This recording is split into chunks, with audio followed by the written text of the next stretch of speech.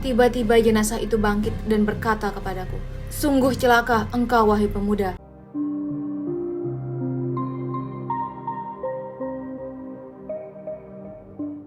Dalam kitab Durratun Nasihin yang ditulis oleh Utsman bin Hasan bin Ahmad Asy-Syakir Al-Kaubawi, pada masa Rasulullah Shallallahu Alaihi Wasallam, pada suatu ketika saat Sayyidina Umar bin Khattab radhiyallahu anhu tiba-tiba didatangi oleh seorang pemuda. Pemuda itu terlihat gusar dan tampak ada yang membebani pikirannya. "Assalamualaikum wahai Umar," kata pemuda itu memberikan salam. "Waalaikumsalam warahmatullah. Kemarilah anak muda," jawab Sayyidina Umar radhiyallahu anhu. Maka langsung saja pemuda itu bertanya kepada Sayyidina Umar bin Khattab radhiyallahu anhu, "Wahai Umar, saya ingin bertanya, apa pendapat Anda jika ada seseorang yang berzina?" Tanya pemuda itu. "Jika dia sudah menikah, dia dihukum rajam sampai mati. Jika ia belum menikah, maka akan dicambuk 100 kali dan diusir dari kampung selama 1 tahun. Jawab Sayyidina Umar dengan tegas. Kemudian pemuda itu memberanikan diri untuk berterus terang kepada Sayyidina Umar. Pemuda itu berkata, "Bagaimana jika seseorang itu menzinahi jenazah dan dia masih perjaka?"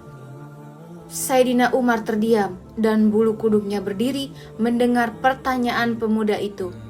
"Sungguh keterlaluan, aku tidak bisa membayangkan sebesar apa dosanya.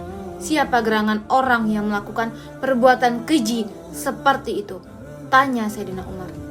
Lantas pemuda itu berkata kepada Sayyidina Umar, "Saya sendiri, wahai Umar. Apakah Allah Subhanahu wa Ta'ala masih mau mengampuni perbuatanku?" Sang pemuda itu pun mulai khawatir dengan dosa yang telah ia lakukan. Namun Sayyidina Umar radhiyallahu anhu tidak berkata apa-apa. Sayyidina Umar langsung pergi meninggalkan pemuda itu dan masuk ke dalam masjid. Hingga Sayyidina Umar pun menangis di dalam masjid. Pada saat itu Rasulullah Shallallahu Alaihi Wasallam melihat Sayyidina Umar dan Rasulullah pun menyapa sahabatnya itu. "Assalamualaikum wahai Umar." "Waalaikumsalam warahmatullah ya Rasulullah," jawab Sayyidina Umar. Rasulullah Shallallahu Alaihi Wasallam berkata, "Aku melihat engkau dalam keadaan bersedih wahai Umar. Apa yang menyebabkan engkau bersedih?" tanya Rasulullah Shallallahu Alaihi Wasallam. Maka Sayyidina Umar radhiyallahu anhu berkata, "Di luar aku menjumpai seorang pemuda yang membuat bulu kudukku berdiri dan ia ingin bertobat dari dosanya, ya Rasulullah," jawab Umar. Rasulullah Shallallahu Alaihi Wasallam pun berkata, "Ajaklah pemuda itu kemari, wahai Umar." Maka Sayyidina Umar segera keluar dan mengajak pemuda itu untuk masuk ke dalam masjid. Setelah mengikuti Sayyidina Umar untuk masuk ke dalam masjid, ketika melihat Rasulullah Shallallahu Alaihi Wasallam, sang pemuda itu langsung menangis sejadi-jadinya, sehingga membuat Rasulullah Shallallahu Alaihi Wasallam penasaran. "Assalamualaikum ya Rasulullah." Pemuda itu memberikan salam. "Waalaikumsalam warahmatullah wahai anak muda," jawab Rasulullah. "Mengapa engkau menangis wahai anak muda?" tanya Rasulullah Shallallahu Alaihi Wasallam. Sambil menangis, pemuda itu berkata, "Aku terlalu banyak dosa ya Rasulullah. Aku takut jika Allah akan murka kepadaku, ya Rasulullah," jawab pemuda itu. "Apakah engkau telah menyekutukan Allah Subhanahu wa Ta'ala dengan sesuatu atau engkau membunuh orang yang tidak bersalah?" tanya Rasulullah Shallallahu Alaihi Wasallam. Pemuda itu menjawab, "Tidak ya Rasulullah, aku tidak pernah melakukan kedua perbuatan itu." Rasulullah Shallallahu Alaihi Wasallam berusaha menghibur pemuda itu dan bersabda, "Ketahuilah olehmu anak muda bahwa Allah akan mengampuni dosamu sekalipun dosamu sebesar 7 kali lipat langit dan bumi." Rasulullah Shallallahu Alaihi Wasallam bertanya lagi, "Apakah dosamu sebesar Ummul Kursi?" Pemuda itu berkata, "Dosa yang telah kulakukan lebih besar dari itu ya Rasulullah." "Apakah sebesar Arsy?" tanya Rasulullah penasaran. "Saya kira lebih besar dari itu ya Rasulullah," jawab sang pemuda di tengah isak tangisnya. "Sebenarnya dosa apa yang telah engkau lakukan? Coba katakan kepadaku," pinta Rasulullah Shallallahu Alaihi Wasallam. Pemuda itu berkata, "Sungguh aku malu untuk mengatakannya kepadamu, ya Rasulullah." Rasulullah Shallallahu Alaihi Wasallam berkata lagi, "Jika tidak engkau katakan kepadaku, maka dosa itu akan tetap membebani jiwamu." Lantas pemuda itu terdiam, kepalanya menunduk melihat lantai masjid. Ia mulai memberanikan dirinya untuk mengatakan apa yang telah ia perbuat. Pemuda itu berkata, "Ya Rasulullah, selama 7 tahun aku bekerja sebagai penggali kubur. Suatu ketika aku melihat ada jenazah kaum Ansar. Ia masih gadis dan sangat cantik. Secara diam-diam aku menggali kuburannya, lalu kubuka kain kafannya. Awalnya aku ingin meninggalkannya, tetapi syahwatku bergelora. Maka aku lampiaskan syahwatku dengan menzinahi jenazah gadis itu. Setelah selesai, maka aku tinggalkan jenazah gadis itu begitu saja. Setelah beberapa langkah hendak pergi meninggalkan kuburannya, tiba-tiba jenazah itu bangkit dan berkata kepadaku, 'Sungguh celaka engkau wahai pemuda. Apakah engkau tidak malu kepada Allah yang kelak akan membalas perbuatanmu di hari kiamat? Pada saat semua orang dituntut balas, engkau membiarkan aku dalam keadaan telanjang dan berhadas besar di hadapan Allah.' Sontak mendengar perkataan sang pemuda itu, Rasulullah Shallallahu Alaihi Wasallam sangat marah dan seketika itu berdiri dan berkata, 'Wahai pemuda fasik, tempatmu memang pantas di neraka. Keluarlah dari tempat ini.' Sang pemuda keluar dengan hati yang sangat hancur dan jiwa yang tak bersemangat.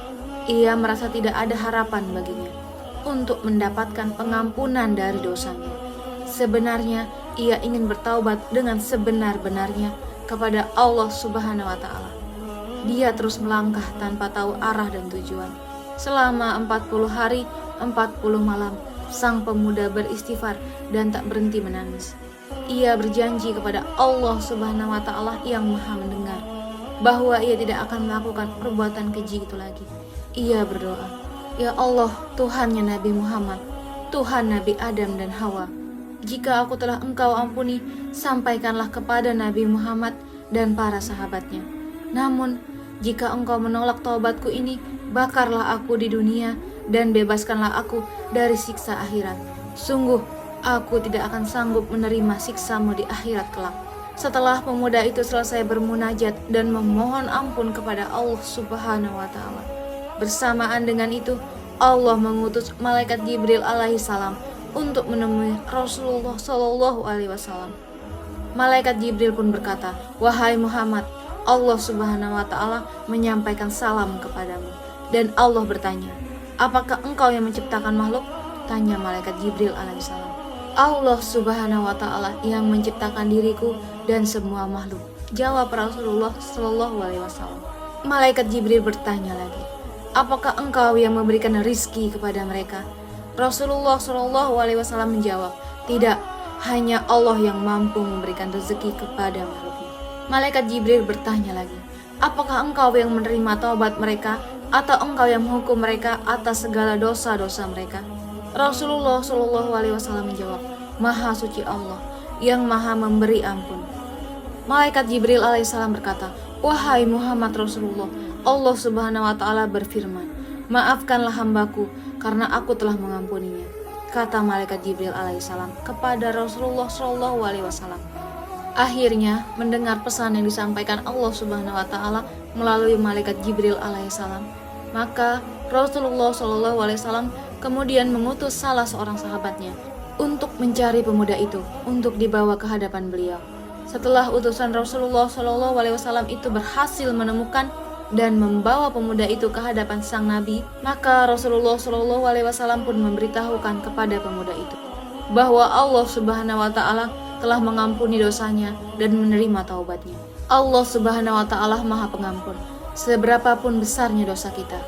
Jika kita tidak menyekutukan Allah Subhanahu wa Ta'ala dengan yang lain, maka Allah akan mengampuni dosa kita selama kita benar-benar bertaubat kepadanya dengan sungguh-sungguh. Allah Subhanahu wa Ta'ala berfirman, "Jika kamu menjauhi dosa-dosa besar di antara dosa-dosa yang dilarang kamu mengerjakannya, niscaya kami hapus kesalahan-kesalahanmu dan kami masukkan kamu ke tempat yang mulia." Quran Surat An-Nisa ayat 31. Waalaikumsalam warahmatullahi wabarakatuh.